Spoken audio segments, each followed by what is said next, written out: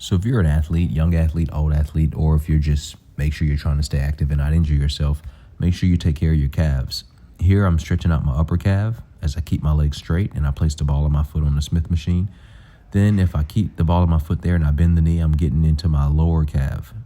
And that's a good way to kind of keep those fibers nice and loose so they don't build up too much tension as hidden. I'll do a couple of ankle rotations to make sure everything's feeling okay.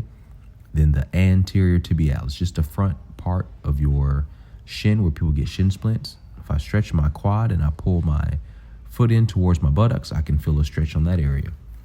Also, massage, self-massage. So I'm using the Smith machine here to put more pressure down onto that gastroc and soleus muscle. Moving my foot around as well, trying to find anything that feels tight. Muscle knots, adhesions, anything that could suddenly rip or tear if you do something explosive. Sometimes those muscle bundles are, you could say, hidden within the calf because you really don't feel them until you put enough pressure down.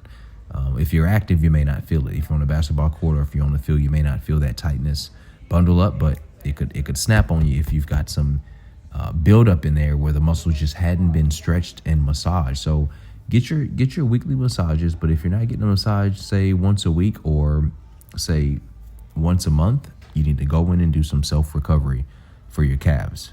This is just a great way to keep those muscles nice and loose, because if you get too much tension within the muscle and the muscle is fatigued or it misfires, then it's going to go right into your tendon. So you got to be careful with that. Make sure you do your recovery to work out those muscle bundles.